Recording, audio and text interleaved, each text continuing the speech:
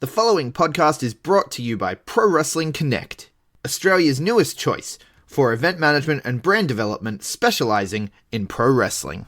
And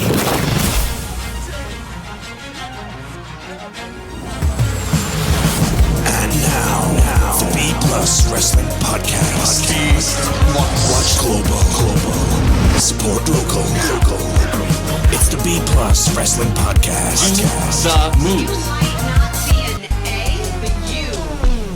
B plus.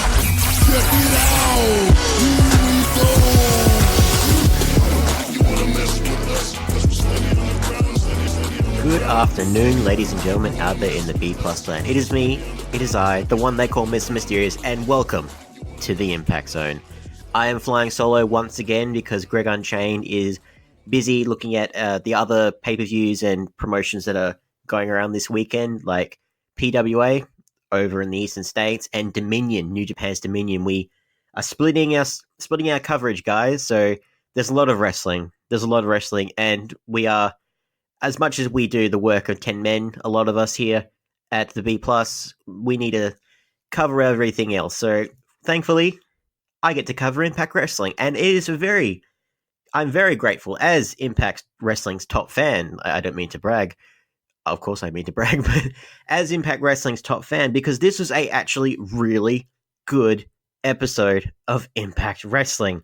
And I'm happy, but I'm also a little bit upset. Not at Impact Wrestling, but at Pursuit. Because guess what? Because a couple weeks ago, for those of you guys who don't know, Impact Wrestling, they didn't air... So for the main event, right? It got accidentally axed when the network aired a 15-minute loop of commercials in its place.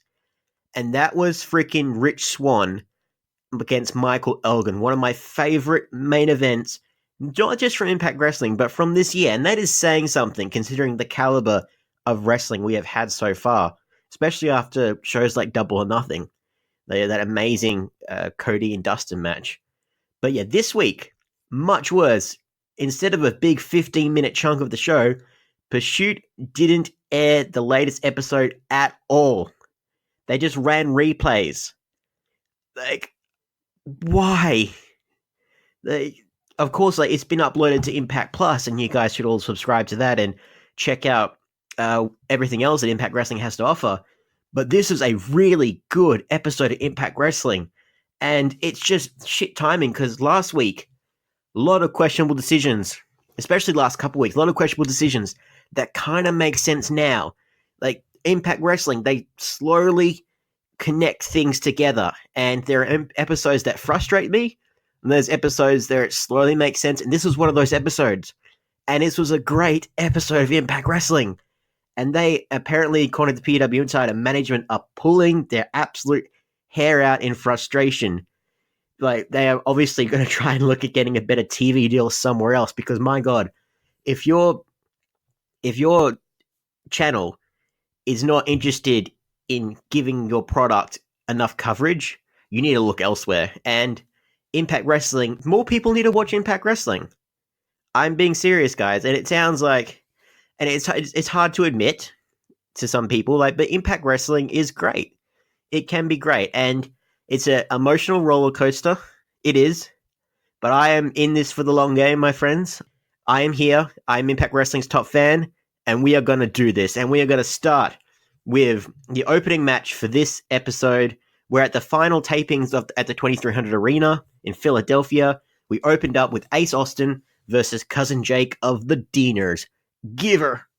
So this one was actually a pretty solid match. So you had your proper high-flying wrestler against your brute brawler. Like, Ace Austin, this was just a chance for him to shine and do everything under the sun that he does just to perfection.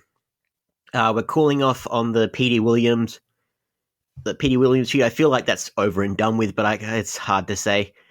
I'm not complaining. Like, Petey Williams is a great wrestler. Cousin Jake, Ace Austin. Ace flew over the top rope to the floor, but Jake caught him in midair and did a nice slam onto the apron. While on stage, Ace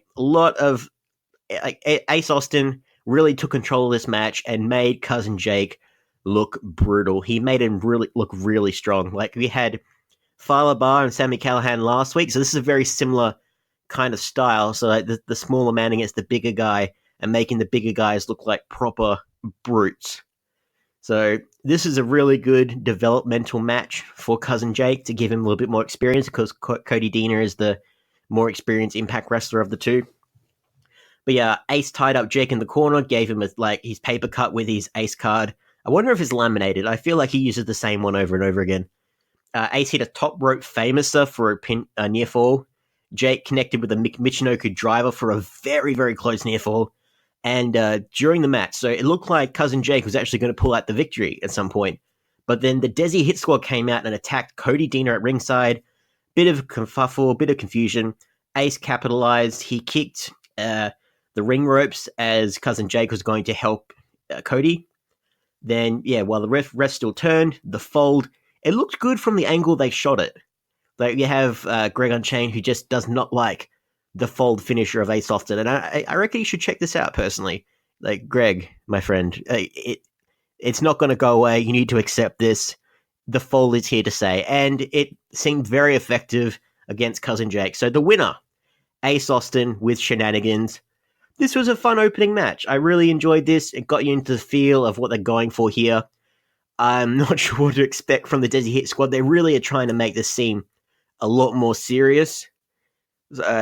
Which, fair play. Like, the Desi Hit Squad have got nothing else to do.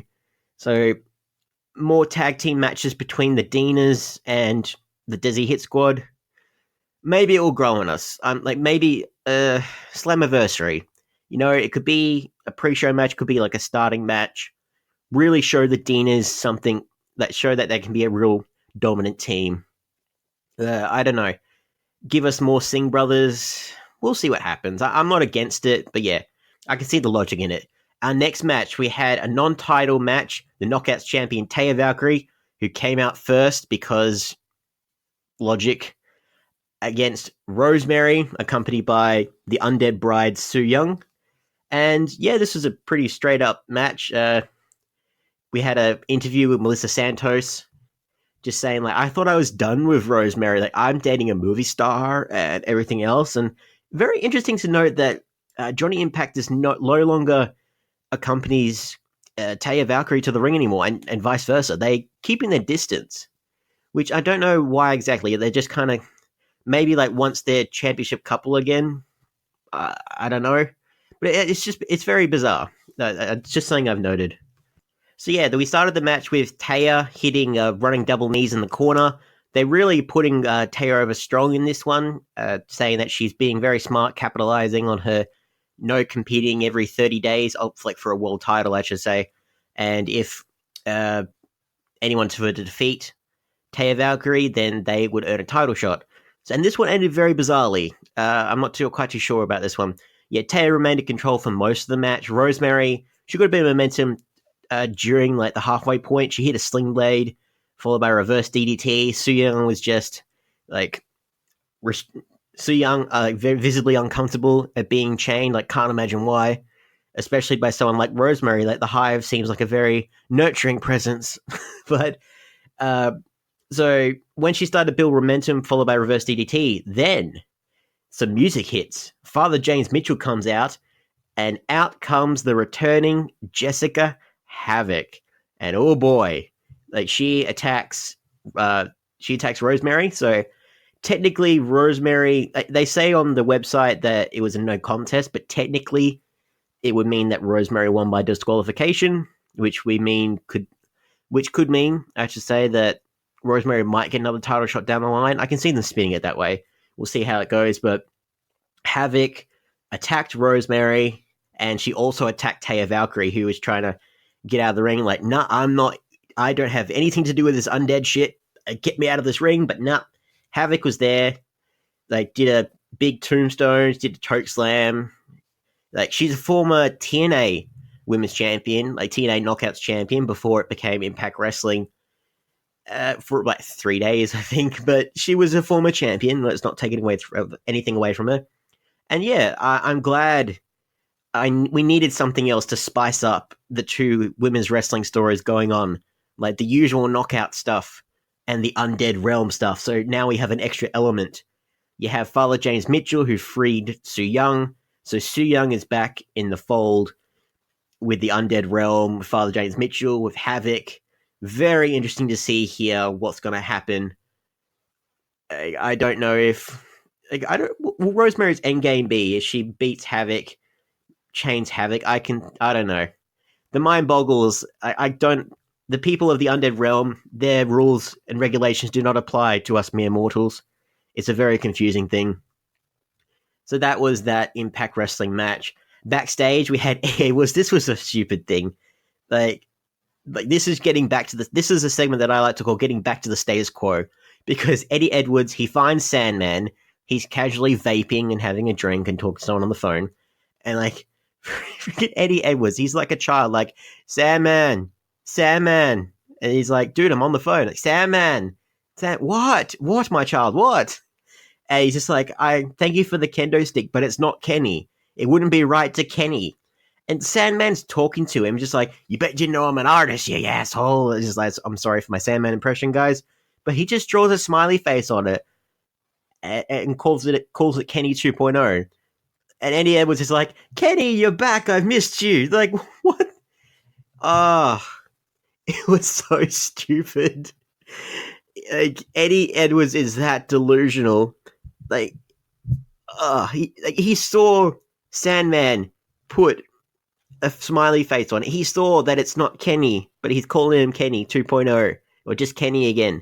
Like, call it Benny, call it some other name, right? It doesn't have to be Kenny again, you know?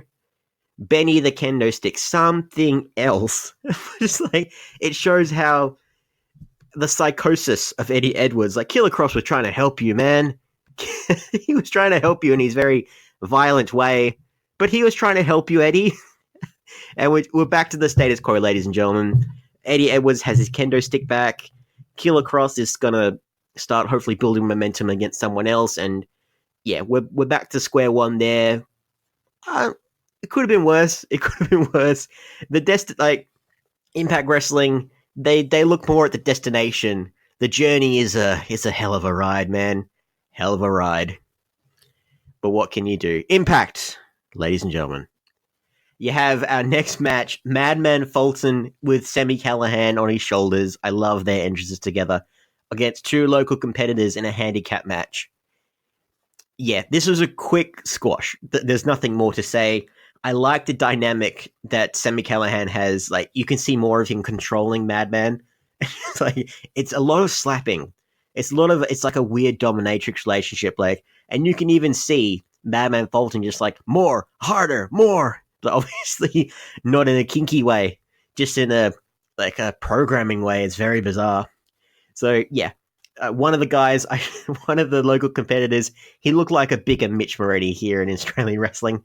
I thought it was pretty funny. But yeah, numerous choke slams, a lot of slapping on the chest. 1, 2, 3, Madman. They're keeping him looking strong against all the local talent. He's getting the Braun Strowman treatment early on in his career. Afterwards, Sami cut a promo about Scarlett the Harlot, and just say, like, the Chris Brothers intergender tag match is going to happen right now. And yeah, cut to, you have OVE, Jake and Dave Chris, accompanied by Sami Callihan and Madman Fulton, against Fala Bar and Scarlett Bordeaux. Bordeaux and the bar and the bay. This was fun. And I was really interested to see how this match would play out. So it kind of played out how I thought, where Fala Bar took control of most of the match and then Scarlett got the hot tag. Like, so they used her very well. They didn't they kept her very secure in her role as an intergender wrestler. She was doing a lot of really good stuff. So not only was she doing her usual cross bodies and head scissors and stuff, she did a freaking reverse Rana. I had no idea she could do that. Like, that is impressive, Scarlett. I look forward to you coming to Australia for Kingdom Pro Wrestling. Like, man, that's going to be incredible. But part of me, I feel bad, but I amuse myself with this because I was just waiting for Fala Bar to get angry. I wanted to see that Fala Bar from last week who fought Sami Callihan. And like, towards, like, as the match progressed in this tag match, like, Fala hit Jake with a big running crossbody. The Dave immediately tags in, allowing OVE to keep the momentum. But yeah, as he's beating him down, Fowler is just about to tag in Scarlett, like when he just can't do it, and you can just see the anger creepy up on him, and it's not but it's come on. I felt like the Emperor. I'm just like, good. Give in to your anger, my young apprentice. It's like, we needed more. I was just, give in to your anger. It makes you stronger, gives you focus. That's just to give you guys a little bit of a visual of me watching Fowler Bar matches now. But yeah, once he got angry, man, it was on. He did a sunset flip attempt so Fowler countered a sunset flip attempt from Jake, allowing him to finally tag in Scarlett. She was on a roll, multiple hurricanranas. She did like a double hurricanrana. Her crossbody, Fowler did the suicide dive, and Scarlett did the crossbody again. They did a Doomsday Destroyer. It was awesome. It was really fun. But yeah, the match ended where behind the referee's back, Dave hit Fowler with a roll of quarters. So Dave scored the win for OVE. They get the win, but it keeps, Fowler Bar keeps him looking strong. And again, I'm just more Fowler matches with him being angry. That panda is slowly evolving under the tutelage of Scarlett Bordeaux. He is slowly becoming a very angry monster, and I'm just, I am very excited. After the match, there were a bit of shenanigans. So OVE were starting to attack Scarlett when out comes Tessa Blanchard. Just randomly, she saves Scarlett Bordeaux, that hits the Magnum. I am okay with this. It's now I'm kind of seeing that Gilberti is like this weird jumping point for knockouts wrestlers to do intergender tag matches. So I didn't see this happening. So I thought that she would go straight back to the women's division, but they're not quite ready for her to face off against Taya. Not just yet. So we're maybe getting a Chris Brothers versus Scarlett and Tessa, or a 3-on-3, the Chris Brothers and Madman versus Fowler Bar, Scarlett, and Tessa. Either way, I'm very excited. Fowler Bar, maybe just without realizing, he's becoming a ladies' man. It's the bar's language of love, ladies and gentlemen. I need to take lessons. Fowler Bar, if you are listening to this, please teach me your ways, sir. Promotional consideration paid for by the following. Hey guys, just a reminder, if you want to hear all of these wonderful B Plus podcast episodes completely ad-free, make sure you head over to Patreon or Podbean, where we are the featured podcast this week. You can subscribe for as little as $1 a month up to $10 a month, where anything you want to help us with, it really helps out. It's going to help us grow the site. It's going to help us redesign some things, and everything that we get through this and through the advertising as well is all going straight back into the podcast so that we can get Aussie Graps out there for the rest of the world to hear about, for the rest of the world to see, so we can grow this mission of watch global, support local, and build indie wrestling. So if you want to be a part of that and get some really cool rewards like call-in shows, bonus episodes, ad-free like I mentioned, then head over to patreon.com/theb+ and subscribe today. Hey everyone, just want to take a second to tell you about one of our new sponsors, Outbreak Nutrition. Outbreak Nutrition are creating supplements for survival, sharper minds, quicker reflexes, all the energy you need to take your performance to the next level, whether that be on the field, in the gym, on the gaming field. That's right, they have specifically designed gaming supplements as well to help you focus on those late night sessions. They even sell coffee, you guys, at Outbreak Nutrition. You can get coffee pods, you can get coffee beans, you can get supplements for the bedroom as well if you want to enhance your performance there. These are performance enhancing supplements for every aspect of your life, specifically designed by gamers, for gamers, to stay fit and healthy in the gym, to stay sharp and focused on the game, and to dominate in all areas of life. So check out OUTBREAKNutrition.com, and for being a listener of our podcast, they will give you 10% off your order when you enter the code B+. That is BPLUS at checkout. So make sure, if you want to stay on top of your game, if you want to take your performance to the next level, OUTBREAKNutrition.com, enter the code B+ at checkout. Yeah, backstage, Sammy Callahan is furious at OVE for letting Tessa embarrass them.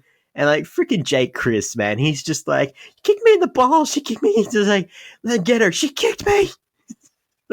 And he's just like, he's still mimicking Sammy Callahan, but it's very timid now, just yeah. He'll throw the hand movements in, yeah. even the everything, he's just like, everything. It was so, he seemed so meek and weak. It was very weird to see. But yeah, OVE against the Knockouts division. I'm okay with this. It's very entertaining, and it hopefully, as long as Falaba and Scarlett seem okay towards the end of it, I've got no complaints really. You had Jordan Grace going up against Kira Hogan. Grace launched herself off the top rope, crashing into Kira onto the mat. This was really a good showing for Kira. Like, I didn't realize. I thought she was kind of an okay wrestler personally, but this showed her, like, she showed a lot more range facing off against Jordan. Like, Big Mama Pump, like, man, the chants were huge. And that crowd was pretty quiet, to be fair.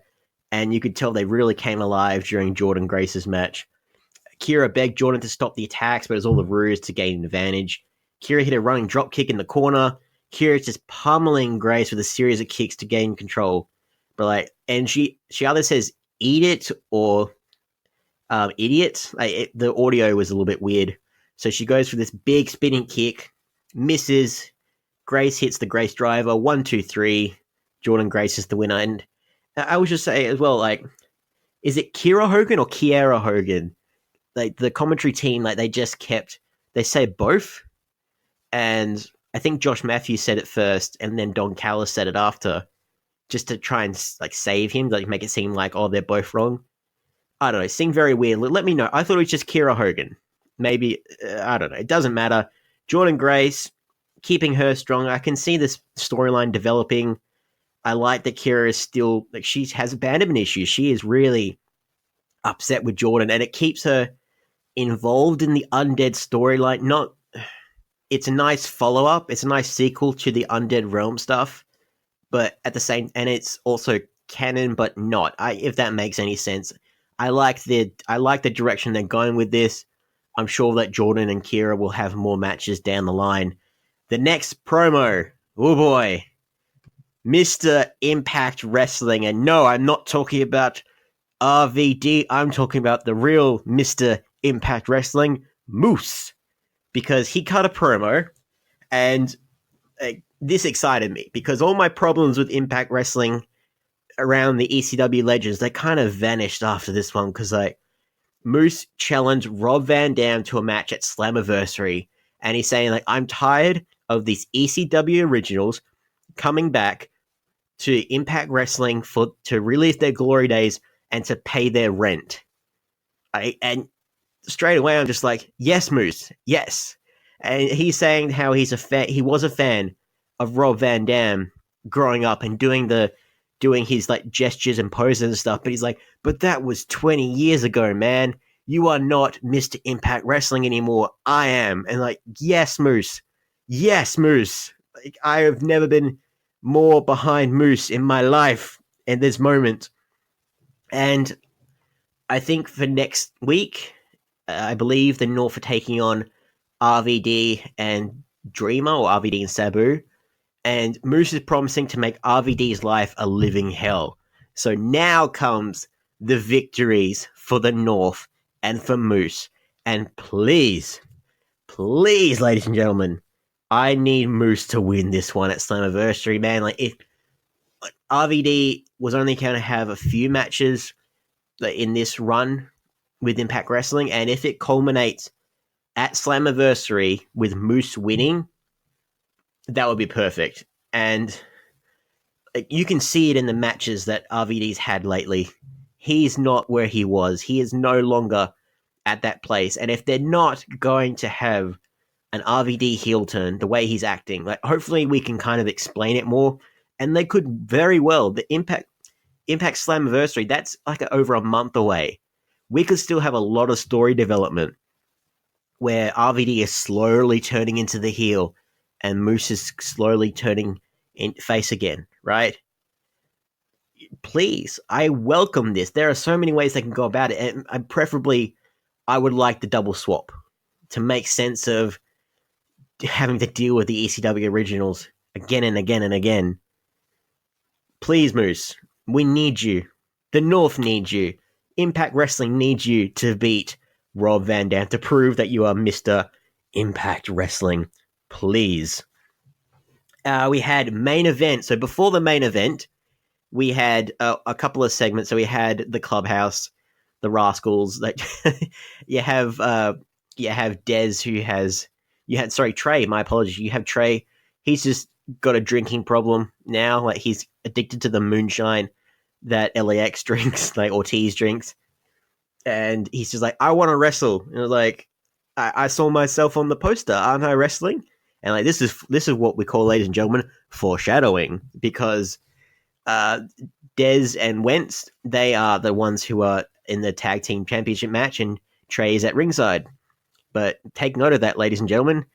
And they're training. They're really serious about this. They are dead set about being the tag team champions. And then you cut to like a couple of segments afterwards. You have LAX and Conan backstage, and they're just sleeping. Like Ortiz is eating food, and Conan's like, "Stop resting on your laurels, right?" And as much as like I loved all the name drops that LAX said, you know, they said Decay, like they said the Lucha Brothers, like they said a few tag teams. Like, could we go on and on and on? We're the 4-time champs, but this is the Rocky 3 story. This is the Rocky 3 story. You have the challenger, the up-and-coming challenger who's hungry for it. The challengers who are hungry for the gold, and the champions are slow, like they've kind of lost sight of things. I like this. This is very clever. I'm really looking forward to this. So, and I can see, especially with the main event, I will say as well, guys, we had a segment with Willie Mack and Rich Swann talking about apparently Michael Elgin is going to face off against Willie Mack next week. We had a little promo about that. Michael Elgin actually had a promo as well, I forgot to mention. But the LAX story, I can see this developing over time. Like LAX, I hope, I've said this, I was hoping for the Rascals to get the tag titles, and I believed. And this direction they're going here, I can see it happening. So what happened, guys? The main event time, LAX versus the Rascals for the tag team titles. This was awesome. This was an awesome flippy shit main event. Like really, like Dez and Wentz really shone in this match. Every one of their moves, LAX sold them with gusto. Right? And on the outside of the ring apron, you have Trey, who's just, he's drinking the moonshine. He's out of sorts. Like, and even commentary made sure to let you know that he is a bit confused, bit all over the place. Like, make sure you realize that, ladies and gentlemen, for what's happened. So we have a great 10-minute main event where all the guys do all the moves. It was amazing. You had like Dez flew over the top rope, super space flying tiger drop, right?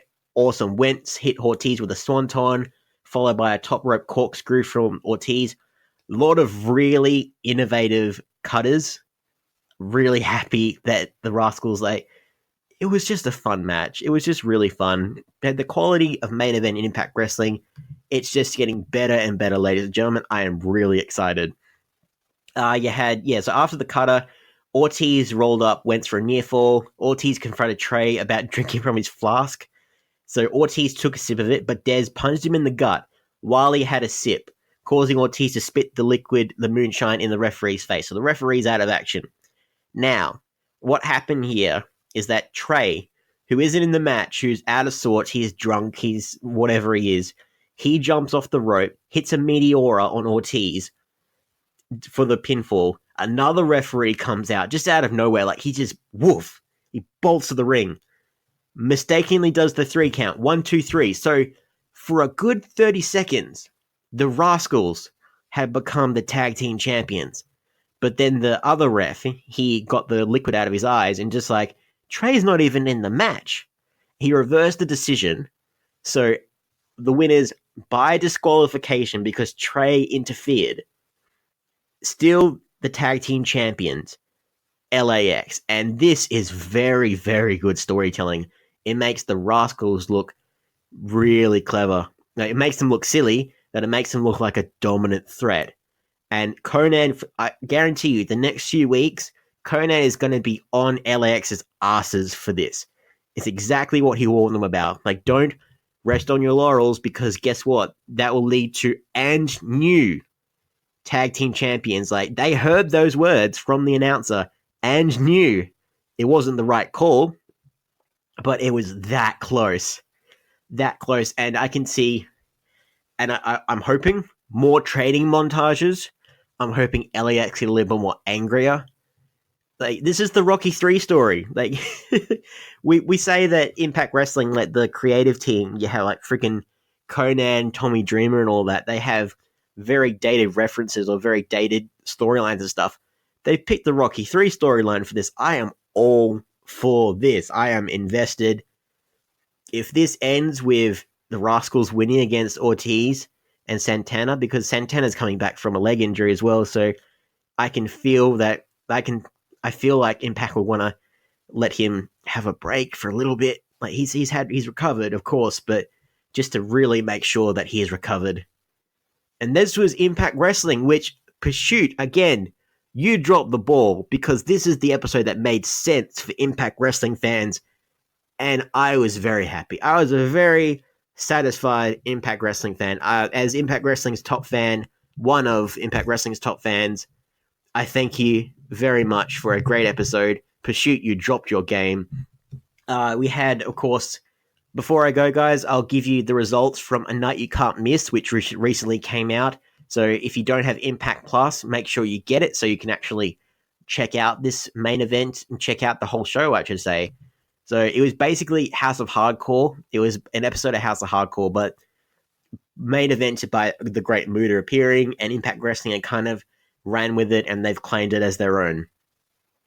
Which, yeah, fair enough. A very enjoyable set of matches. You had the Rascals defeating OVE. That's big. Or a 3-on-3 match. Trey, Des Wentz against Fulton, Dave, and Jake.